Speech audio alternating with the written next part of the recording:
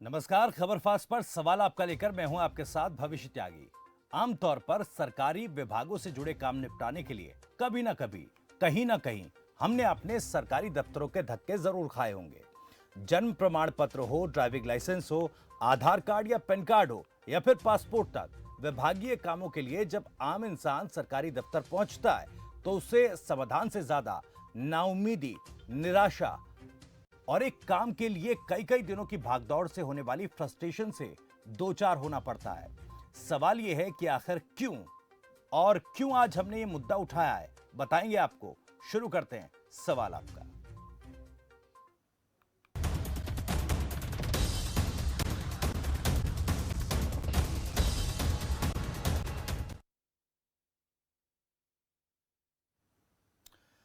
तो आपको बता दें कि खबर रेवाड़ी से है, जहां पर जिला उपायुक्त ने कई सरकारी दफ्तरों का निरीक्षण किया और इस निरीक्षण में जो हकीकत सामने आई वो चौंकाने वाली थी। दरअसल 15 से ज्यादा कार्यालयों में 100 से ज्यादा कर्मचारी अपनी सीटों से ही गायब दिखाई दिए। हालांकि डीसी के दौरे को लेकर कर्मचारियों में हड़कंप जरूर था। डीसी यशेंद्र सिंह अलग अलग कार्यालयों का औचक निरीक्षण करने के लिए निकले। इस दौरान हैरान करने वाली बात थी कि 2 दर्जन से ज्यादा कार्यालयों के निरीक्षण के दौरान 100 के करीब कर्मचारी अपनी सीटों से नदारद मिले। उपायुक्त यशेंद्र सिंह ने खुद एक अधिकारी और कर्मचारी का नाम पूछकर उनकी हाजिरी को चेक किया और जो कर्मचारी सीटों से नदारद मिले उन कर्मचारियों की सूची बनाने और शोकोज नोटिस जारी करने के आदेश दिए। डीसी ने लघु सचिवालय में मौजूद कार्यालयों के अलावा फील्ड कार्यालयों का भी औचक निरीक्षण किया, जिसके लिए 5 अलग अलग टीमों का गठन किया गया था।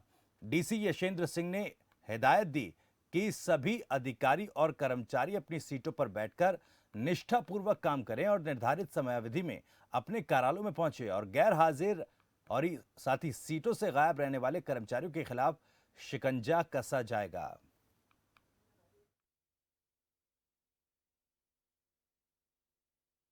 मैंने और हमारे अधिकारियों ने विभिन्न कार्यालयों का निरीक्षण किया प्रातः 9 बजे से 9:30 बजे तक, और जो उसमें एब्सेंटी कर्मचारी हैं उनके खिलाफ अनुशासनिक कार्रवाई की जा रही है। 50 से अधिक कर्मचारी हैं 15-16 कार्यालयों में, उनका स्पष्टीकरण लिया जाएगा तो उसके बाद पिक्चर क्लियर होगी। किसी की हो सकता है कोई जेन्युइन प्रॉब्लम भी हो और हो सकता है कोई हैबिचुअल एब्सेंटी भी हो, तो जैसा केस टू केस बेसिस पर उनका स्पष्टीकरण लेके और उसके बाद उन पर डिसीजन लिए जाएंगे। खबर मिली थी कि वहाँ पे लोग लेट आते हैं और पब्लिक सर्विसेज नहीं दे पाते। हमारा जो जिला प्रशासन रेवाड़ी है वो पूरी तरह से इस बात के लिए प्रतिबद्ध है कि हमें जो पब्लिक को सर्विसेज हैं वो टाइम बाउंड मैनर में और ट्रांसपेरेंसी, पारदर्शिता से देनी। तो आखिर सरकारी कर्मचारियों में लापरवाह वर्क कल्चर क्यों है, इस पर हम बातचीत करेंगे। कुछ खास पैनलिस्ट भी हमारे साथ जुड़ेंगे, लेकिन ये पूरी खबर एक बार फिर से आपको बता दें। रेवाड़ी में जिला उपायुक्त ने सरप्राइज निरीक्षण किया, 2 दर्जन से ज्यादा दफ्तरों का रियलिटी चेक किया, 100 से ज्यादा कर्मचारी नदारद मिले। दफ्तरों में पहुंच कर्मचारियों की हाजिरी खुद डीसी साहब ने चेक की। हालांकि डीसी की ताबड़तोड़ कार्रवाई से कर्मचारियों में हड़कंप जरूर मचा। जिला प्रशासन की 5 टीमों ने सरप्राइज निरीक्षण किया। लघु सचिवालय में मौजूद कार्यालयों के अलावा फील्ड के जो कार्यालय हैं वहां भी इस सरप्राइज निरीक्षण किया गया। हालांकि आपको बता दें कि इस पूरे मसले पर दरअसल जो ये लापरवाह वर्क कल्चर सरकारी कर्मचारियों का है और सरकारी दफ्तरों में जिस तरह से गैर हाजिर कर्मचारी रहते हैं उनको लेकर कई सवाल हैं। सवाल क्या कुछ है हम आपको बताते हैं। दरअसल कैसे बदलेगा सरकारी कर्मचारियों का लापरवाह वर्क कल्चर? मजबूरी में छुट्टी या आदतन गैर हाजिरी? कार्यालयों में नहीं कर्मचारी, क्या करे जनता बेचारी? दरअसल जब कार्यालय में कर्मचारी नहीं होगा तो जनता परेशान होना लाजमी है, और ऐसे लापरवाह कर्मचारियों पर आखिर कार्रवाई क्यों नहीं होती, सख्त कार्रवाई क्यों नहीं होती? क्या महज शोकॉज नोटिस जारी करने से ये लापरवाह कर्मचारी सुधर पाएंगे? इस मुद्दे पर आप भी अपनी राय रख सकते हैं, अपना सवाल पूछ सकते हैं। नंबर्स लगातार आपके टीवी स्क्रीन पर फ्लैश हो रहे हैं और जब आप खबर फास्ट पर अपना सवाल पूछें, अपनी राय रखें, तो अपने टीवी सेट की वॉल्यूम को कम कर दें, इससे बेहतर तरीके से आप अपना सवाल पूछ पाएंगे। तो कुछ खास मेहमान हमारे साथ पैनल में जुड़ रहे हैं। गिरीश अरोड़ा हैं, पूर्व आईएएस अधिकारी हैं। सविता जी भी हमारे साथ जुड़ेंगी, सोशल एक्टिविस्ट हैं, वो थोड़ी देर में हमारे साथ जुड़ेंगी। और गिरीश अरोड़ा जी हमारे साथ जुड़ गए। गिरीश जी, जो ये एक वर्क कल्चर है सरकारी कर्मचारियों का, सरकारी दफ्तरों में जो वर्क कल्चर चला आ रहा है, कर्मचारी अपनी सीटों पर ही मौजूद नहीं होते। ऐसे में इस वर्क कल्चर को बदलने के लिए प्रशासनिक तौर पर क्या कुछ कदम उठाए जाने चाहिए? देखिए, सबसे पहले आपके दर्शकों को नमस्कार। जी और इस बारे में मैं ये कहना चाहता हूँ, ये शुरू से ही ऐसा ये रहता है, शिकायतें आती हैं कि एम्प्लॉइज जो है काम पे रहते नहीं है और पब्लिक आती है, उनको परेशानी होती है। जी तो ये हम ये नहीं कह सकते कि ये वर्क कल्चर सभी एम्प्लॉइज के साथ है, ऐसा नहीं है। जी हाँ, कुछ एम्प्लॉइज हैं, जैसे डीसी साहब ने भी कहा कि हैबिचुअल एब्सेंटीज होते हैं, कुछ किसी काम पे जा सकते हैं, किसी सरकारी कार्य में जा सकते हैं। तो इसलिए सभी ऐसे नहीं होते। हाँ, कुछ दिन पहले जैसे स्टेट गवर्नमेंट ने हमारे यहाँ ये बायोमेट्रिक सिस्टम अटेंडेंस का लगाया हुआ था, लेकिन अब उसको चेंज करना पड़ा। रीजन बीइंग ये जो पेंडेमिक हुआ हमारा, इस वजह से, कोरोना की वजह से, कोविड-19 की वजह से, जी तो इस वजह से बायोमेट्रिक सिस्टम बंद करना पड़ा। अब फिजिकल हाजिरी लगती है, तो जो एम्प्लॉय टाइम पे आते हैं, लेकिन जो लेट आते हैं या फिर ऑफिस में आके फिर गायब हो जाते हैं, जी उससे पब्लिक को बहुत परेशानी होती है। तो इसके लिए तो यही है कि जो हेड ऑफ द ऑफिस है, उसको समय समय पर डेली उसको अपने ऑफिस का जैसे चेक करते हैं, जैसे प्राइवेट डिपार्टमेंट्स में, प्राइवेट कंपनीज में चेक करते हैं, हाजिरी जी सिस्टम है।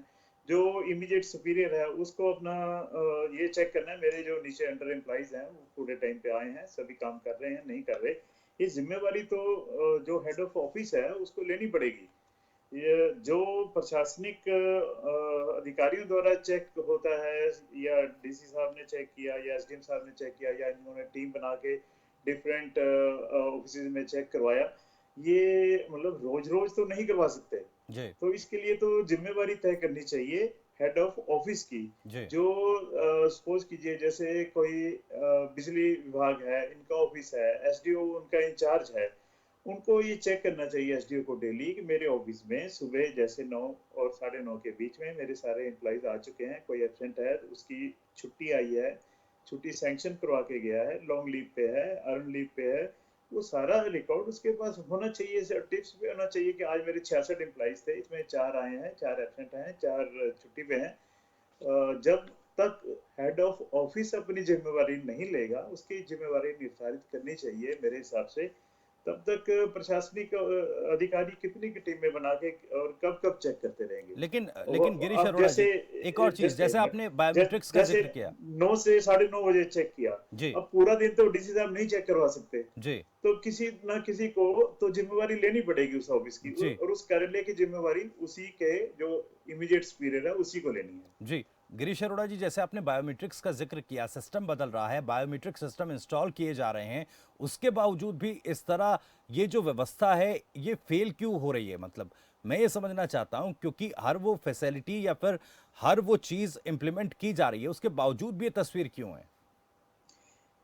आपने सही प्रश्न उठाया कि बायोमेट्रिक में सपोज बायोमेट्रिक हाजिरी भी लग गई, जी ऑफिस में आ भी गए, लेकिन आके फिर इधर उधर निकल गए, सीट से उठ गए। जी अब हर समय तो बायोमेट्रिक रहती नहीं है, और ना ही हमारे सरकारी ऑफिस में उस तरह का सिस्टम है कि टिकट सिस्टम है जी कि जब आप जाएंगे तो टाइम लॉग इन होगा, लॉग आउट होगा, वो उस तरह का सिस्टम अभी नहीं बना है। तो उस समय तो वो टाइम भी गिना जाता है, जैसे प्राइवेट ऑफिस में, प्राइवेट कंपनी में ये सिस्टम होता है, टाइम बाहर जाने का और अंदर जाने का, वो सारा टाइम रिकॉर्डेड होता है। जी वो सिस्टम अभी हमारे सरकारी दफ्तरों में नहीं लग पाया, लेकिन इसके लिए मेरा एक सुझाव रहेगा, जो कि अगर इम्प्लीमेंट हो जाए तो बहुत अच्छा रहेगा, कि हर एम्प्लॉइज को एक डायरी देनी चाहिए, जी और उस डायरी पे वो डेली की जो उसने आज ऑफिस में आया, काम किया है, वो एंट्री होनी चाहिए कि आज मैंने, जैसे पुलिस में डायरी होती है, आईओ के पास डायरी होती है, उस केस की वो प्रगति उसमें लिखता है, ऐसे ही हर कर्मचारी के पास एक डेली की डायरी सरकार डायरी भी देती है सभी एम्प्लॉइज को, जी उसमें डेली एंट्री होनी चाहिए कि आज मैंने ऑफिस में आके ये काम किया। जी और वो डायरी जो उनके इमीडिएट सुपीरियर हैं उनको चेक करना चाहिए कि वाकई इन्होंने ये काम किया है नहीं किया। बिल्कुल, बिल्कुल इस पर बात करेंगे गिरीश जी, क्योंकि आपने वर्क रिपोर्ट की बात कही कि एक डायरी मेंटेन होनी चाहिए सरकारी दफ्तरों में, कर्मचारी उसमें अपना पूरा एक वर्क रिपोर्ट वाला सिस्टम जो है वो बनाए। इस पर हम बातचीत करेंगे, लेकिन एक दर्शक हमारे साथ पंजाब से जुड़ गए हैं, वो क्या कह रहे हैं उनका सवाल भी ले लेते हैं। बहुत बहुत स्वागत है आपका, नाम बताइए और पूछिए अपना सवाल। सर मेरा नाम दीवान चंद है। जी जी सर दीवान मैं चंद ये क्वेश्चन करना चाहता हूँ आपसे। जी सर हम यहाँ पंजाब में डीसी दफ्तर में लगे हुए थे कर्मचारी। जी तो सर हम कम से कम कोई 13 साल जॉब किया, किसी ने 7 साल, मेरा खुद का 7 साल का जॉब था सर। जी तो हमको वहाँ से कम 3000 कर्मचारी थे, सबको हटा दिया सर एकदम। जब सरकार बदलने वाली थी तो सबको हटा दिया सर, और कोई हमको कुछ भी नहीं मिला सर वहाँ से भी। हमारा तो कम से कम पूरा कैरियर खत्म कर दिया। चलिए दीवान चंद जी, आपकी समस्या जायज़ है, हालांकि अथॉरिटीज़ से आपको इस बाबत बातचीत करनी चाहिए, लेकिन आज का जो मुद्दा, जो सवाल हम उठा रहे हैं वो ये है कि आखिर सरकारी दफ्तरों में क्यों इतनी लापरवाही होती है कि कर्मचारी अपनी सीटों पर नहीं होते, गायब होते हैं।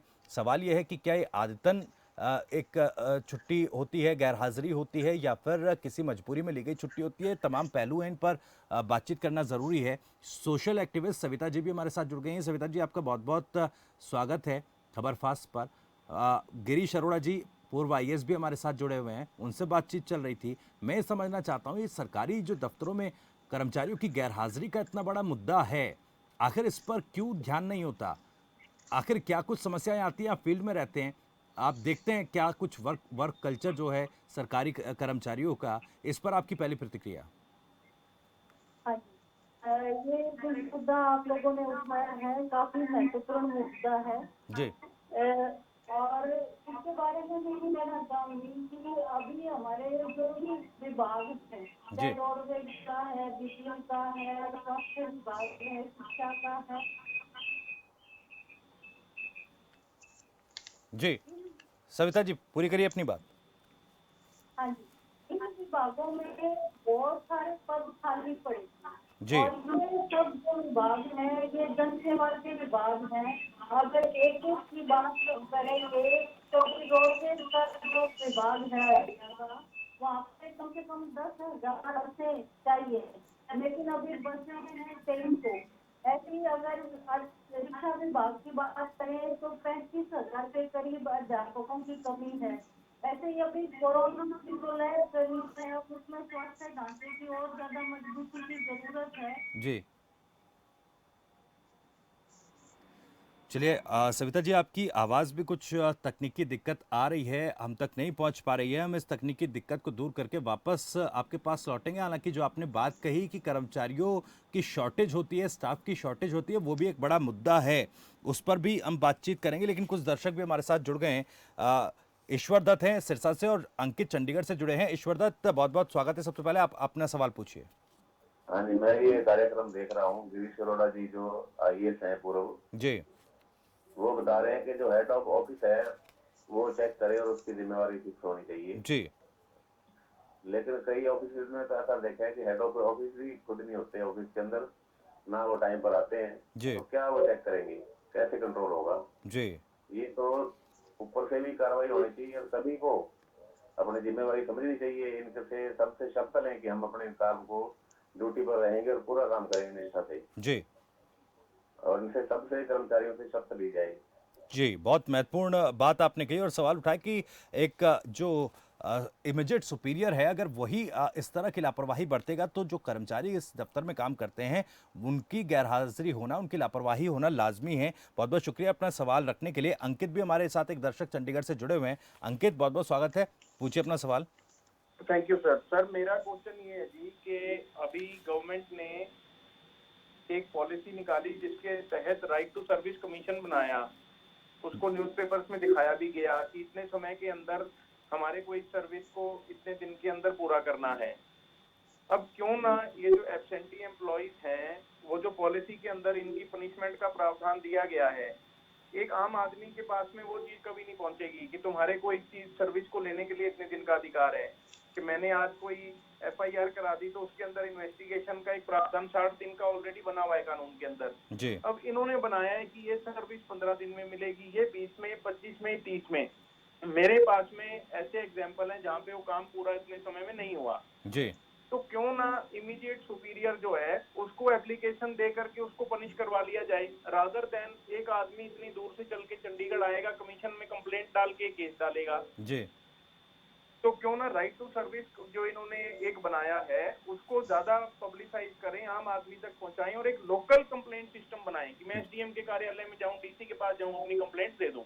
जी कि पब्लिक को एम्पावर करेंगे जब तो एब्सेंटिज्म अपने आप खत्म हो जाएगी जी। जी चलिए, बहुत महत्वपूर्ण बात आपने कही, बहुत महत्वपूर्ण सवाल उठाया। बहुत बहुत शुक्रिया अंकित, खबरफाज के साथ जुड़ने के लिए और अपना सवाल पूछने के लिए।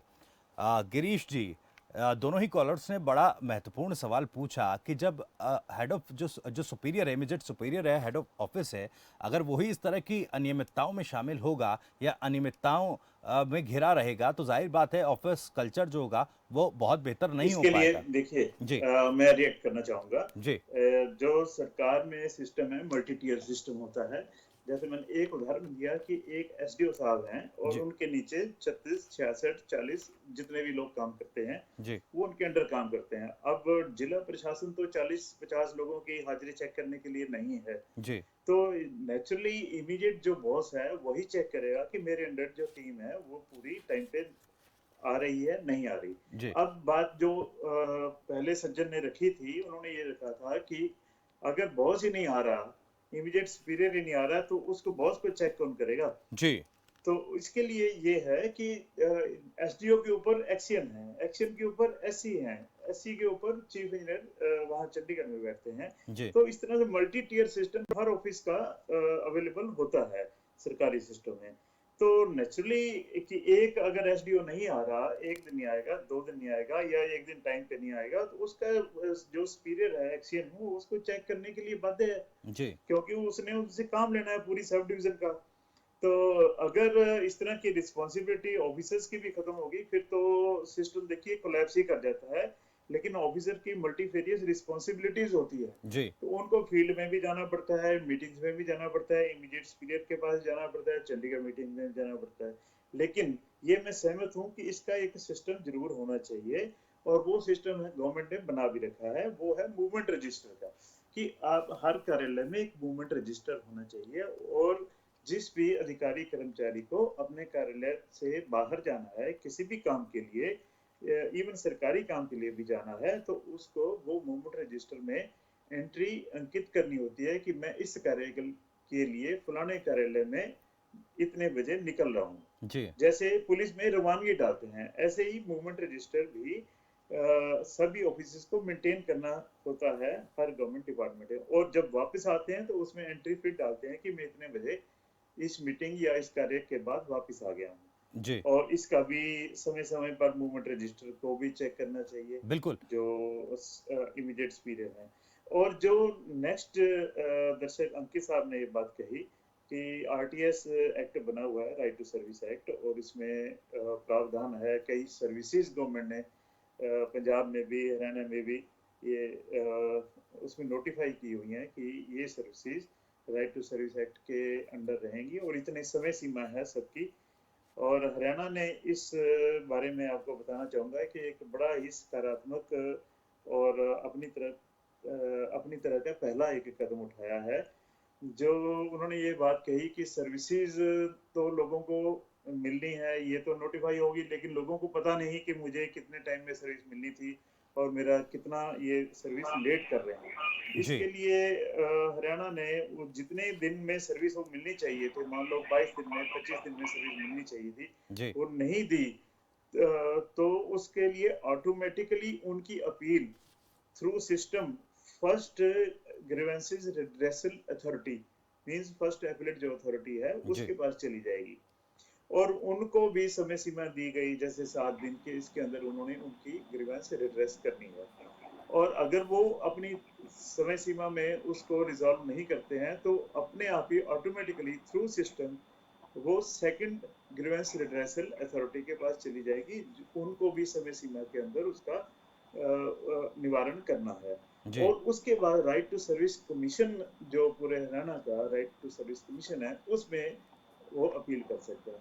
अब सवाल ये आता है कि जिस व्यक्ति को नहीं पता कि मुझे कितने दिन के अंदर सर्विस मिलनी चाहिए थी और मैंने अपील कहाँ करनी है, और उसको समय सीमा के अंदर वो सर्विस नहीं मिलती, तो इसलिए इसके लिए पनिशमेंट क्या है? जी ये मुद्दा मेन उठाया था अंकित जी ने कि उसके लिए पनिशमेंट अगले को क्या मिलेगी जब सर्विस मैं लेट कर रहा हूँ, मैं एक लापरवाह कर्मचारी हूँ और मैं समय पर काम नहीं करता और या अननेसेसरी ऑब्जेक्शन लगाता हूँ, तो मुझे कोई दंडित करना चाहिए, तभी मैं आगे से अपने कार्यशैली में सुधार करूंगा। जी तो इसके लिए ये हरियाणा सरकार ने तो ये सिस्टम भी लागू कर दिया है, जो इसके लिए पनिशमेंट के तौर पे उनको फाइन लगेगा। सभी ऑफिसर्स को, फर्स्ट को जो राइट टू सर्विस जिसने देनी है उसको लगेगा फाइन, अगर समय सीमा के तय के अंदर नहीं दिया। सर्टेन परसेंटेज गवर्नमेंट ने अभी फिक्स किया है, अभी प्रोसेस में है ये, और जल्दी ये लागू भी होने वाला है हरियाणा में। जी और ऐसे ही जो फर्स्ट ग्रीवेंसी रिड्रेसल अथॉरिटी है, सेकंड अथॉरिटी है, ये भी लायबल होंगी समय सीमा के अंदर वो ग्रीवेंस को रिड्रेस करने के लिए। तो इससे मुझे लगता है कि सिस्टम में जो पब्लिक के लिए नोटिफाई की हुई है सर्विस, इसमें काफी सुधार आएगा। जी चलिए, गिरीश अरोड़ा जी वापस लौटूंगा आपके पास। सविता जी एक बार फिर से हमारे साथ जुड़ गए हैं। सविता जी, स्टाफ की शॉर्टेज को लेकर आप कुछ बात कह रही थी, अपनी बात पूरी कीजिए। हाँ जी। जी मैं ये कह रही थी कि जो 1980 में हमारे हरियाणा के अंदर जितने कर्मचारी थे, जितनी संख्या में, आज अगर हम उसी अनुपात में देखें जो जनता और कर्मचारी का अनुपात है, तो 12 लाख के करीब कर्मचारियों की शॉर्टेज है। और रोडवेज में जैसे मैंने बताया कि 10,000 बसें वहाँ पे चाहिए, लेकिन है 2300। ऐसे ही स्वास्थ्य विभाग के अंदर 25,000 स्वास्थ्य कर्मी चाहिए, लेकिन वहाँ है 9,000। 35,000 अध्यापकों की कमी है शिक्षा विभाग में। अगर एक एक विभाग का इस तरीके से अगर हम आंकड़ा उठा के देखें तो लाखों की संख्या ये बनती है, जितना विभागों के अंदर कर्मचारियों की संख्या के में कमी है। और ये सभी जो विभाग हैं, महकमे हैं, ये जन सेवा के लिए है ये महकमे, और इनका काम है जनता को सेवा देना। जी लेकिन हम ये देख रहे हैं कि एक तरफ तो सरकारी कर्मचारियों की भर्तियां ही नहीं है, सरकारी पद खाली पड़े हैं। जी दूसरी तरफ जो भर्ती भी हुए हैं, उनके काम की जो गुणवत्ता है उसके अंदर कमी आई है। बहुत जगहों पे हम ये देखते हैं कि कर्मचारियों के ऊपर काम का दबाव काफी ज्यादा है, ये भी हमें देखना पड़ेगा। जैसे हम अगर स्कूलों की अगर बात करें तो वहाँ पे जो सफाई कर्मचारी हैं, उन्हीं को वाटर कैरियर का भी काम उन्हीं से लिया जाता है, या उन्हीं से चौकीदार का भी काम लिया जाता है। तो कई तरह का जो मल्टीपर्पज जो वर्क है वो उनसे लिया जाता है। तो इस तरह से एक जो कर्मचारी है उसके ऊपर कई तरह का दबाव जी डाल दिया जाता है। और ये इस वजह से है कि जितने विभाग के अंदर जितने पद खाली पड़े हैं, उन विभागों के अंदर जो सरकार को भर्तियां करनी चाहिए वो भर्तियां नहीं है। जी दूसरा, उसके अंदर एक तरफ तो इसकी वजह से शॉर्टेज है, दूसरा जो कर्मचारियों की जो गुणवत्ता है वो इससे इफेक्ट होती है, और उसकी वजह से कई बार काम से नदारद रहना या छुट्टियां ज्यादा लेना। तो कई विभाग या स्कूल ऐसे हैं जी जो एक एक कर्मचारी के ऊपर या एक एक टीचर के ऊपर निर्भर हैं, और वो अगर छुट्टी ले लेता है तो हम समझ सकते हैं, या वो गायब है वहाँ से, तो हम समझ सकते हैं कि जनता तक कैसे उसका लाभ पहुँचे, जो जनता को लाभ चाहिए, जी बिल्कुल। जो उसकी सुविधा चाहिए जनता को। तो चलिए इस दृष्टि से अगर हम देखेंगे तो हमें चौतरफा रूप से एक तरह से काम करने की जरूरत है सरकारी विभागों में। सिर्फ इस तरह की जो कार्रवाइयां हैं उनसे बात नहीं बनेगी। ये भी ठीक है कि बहुत सारी जगहों पे कुछ कर्मचारी ऐसे हैं जो इस तरह की लापरवाहियां बरतते हैं, और वो भी जी हम ये देखते हैं बहुत चलिए सारी ठीक है जगहों सविता पे जी, कि जो बिल्कुल बिल्कुल राजनीतिक आपने रूप एक से जो बात कही कर्मचारियों की शॉर्टेज की, साथ ही साथ आपने कहा कि कर्मचारियों की शॉर्टेज की वजह से दफ्तरों पर, कार्यालयों पर जो वर्कलोड बढ़ता है वो सीधा कर्मचारियों पर आता है, मेंटल प्रेशर कर्मचारियों पर पड़ता है। ये भी एक पैरेलल सिचुएशन है सरकारी दफ्तरों की, सरकारी कर्मचारियों पर पड़ने वाले मेंटल लोड की। गिरीश जी, एक आखिरी कमेंट आपसे लेना चाहूंगा। जैसा अंकित ने भी कहा था कि क्या क्योंकि आपने कहा कि एक फाइन इस तरह के कर्मचारियों पर लगाना चाहिए, सुनिश्चित करना चाहिए, लेकिन क्या इस तरह की कार्रवाई होने से महज क्या ये व्यवस्था सुधर पाएगी? क्या इसमें कुछ और आगे बढ़कर सख्त कार्रवाई नहीं होनी चाहिए क्या? और जिस तरह से आपने कहा था कि भाई एक राइट टू सर्विस कमीशन के तहत जो ग्रीवेंस अथॉरिटी है वहाँ पर ये चला जाता है, ऑनलाइन सिस्टम हरियाणा सरकार इसको लेकर लागू कर रही है। क्या एक लोकल कंप्लेंट अथॉरिटी का एक सेटअप इसमें नहीं बनाया जा सकता क्या, जहाँ पर एक जो किसी जिले का या किसी तहसील का जो व्यक्ति है वो अपने कामों को लेकर शिकायत कर सके? साथ ही साथ जो सविता जी कह रही हैं, इस पर एक आखिरी कमेंट आपको मैं चाहूंगा। जी, इसमें सबसे पहले तो मैं जो अंकित जी की बात थी उस बात को आगे बढ़ाते हुए कहना चाह रहा हूँ जी कि जो first and second grievance redressal authorities हैं वो लोकल लेवल पे ही होती है। जी मान लो तहसील का आपने नाम लिया, तहसील का कोई काम समय पर नहीं होता तहसीलदार द्वारा, जी तो उसका first grievance redressal authority SDM है, जी और सेकंड ग्रीवेंस रिड्रेसल अथॉरिटी किसी स्टेट में डीसी हैं, किसी स्टेट में डीआरओ हैं। जी तो वो अथॉरिटीज लोकल ही हैं, ऑलरेडी आइडेंटिफाइड है। जी और इनके बाद भी अगर यहाँ भी सुनवाई नहीं होती, तब ये पंचकुला या चंडीगढ़ में जहाँ सरकार बैठती है वहां पर ये राइट टू सर्विस कमीशन है, जो कि ऑटोनोमस बॉडी है। उनको कमीशन को बहुत वाइड अख्तियारात हैं कोई भी डिसिप्लिनरी एक्शन लेने के लिए, जी ना केवल फाइन या पैसे के लिए। डिसिप्लिनरी एक्शन कोई भी वो गवर्नमेंट को सजेस्ट कर सकते हैं और उसके ऊपर गवर्नमेंट बाध्य होती है कोई ना कोई डिसिप्लिनरी एक्शन लेना। जी तो ऐसा नहीं है कि ग्रीवेंस अथॉरिटी बनी है और ये कार्रवाई नहीं होती। ये देखिए, जैसे अंकित जी ने कहा, मैं सहमत हूँ कि जी अभी इसका गिरीश जी, अगर मेरे प्रचार पास थोड़ा प्रसार वक्त इतना कम है, अगर नहीं आप है, जल्दी से इस जिसकी पूरी बात वजह को से रैप अप कर लोगों पाए। को जानकारी कम है। जी जी, और जो सविता जी ने बात कही है उसके बारे में ये कहना चाह रहा हूँ कि बिल्कुल इन्होंने एक सही पहलू ये भी उठाया है कि कर्मचारियों की ऑलरेडी कमी है। तो जी इसके लिए तो और महत्वपूर्ण होता है कि जो कर्मचारी ऑलरेडी कम से कम वो तो आए ऑफिस में, जी वो तो कार्य करें अपनी सीटों पर बैठकर। अगर वो भी नदारद रहते हैं, शॉर्टेज फैल रही है, नदारद फिर रहेंगे वो भी, तो पब्लिक का काम कैसे होगा? तो हमें इस बारे में भी सोचना है और सरकार को भी चलिए इस बारे ठीक में है, अवश्य सोचना चाहिए कि कर्मचारियों की भर्ती की जाए, क्योंकि वर्कलोड कई गुना बढ़ गया है बिल्कुल। पिछले कई सालों से। चलिए ठीक है, बहुत बहुत शुक्रिया गिरीश अरोड़ा जी खबरफास्ट को अपना समय देने के लिए और तमाम सवालों के जवाब देने के लिए। सविता जी सोशल एक्टिविस्ट हमारे साथ जुड़ी थी। सविता जी, आपका भी बहुत बहुत शुक्रिया, और उन तमाम कॉलर्स का जो हमारे इस कार्यक्रम के साथ जुड़े, जिन्होंने अपना सवाल पूछा, बहुत बहुत शुक्रिया आप सभी का। तो फिलहाल सवाल यही है कि गैरहाजिर कर्मचारियों पर किस तरह से कार्रवाई हो, किस तरह से सरकारी सिस्टम को और व्यवस्थित किया जा सके, जनहितैषी किया जा सके। फिलहाल सवाल आपका में इतना ही, लेकिन खबरफास्ट पर खबरें जारी हैं।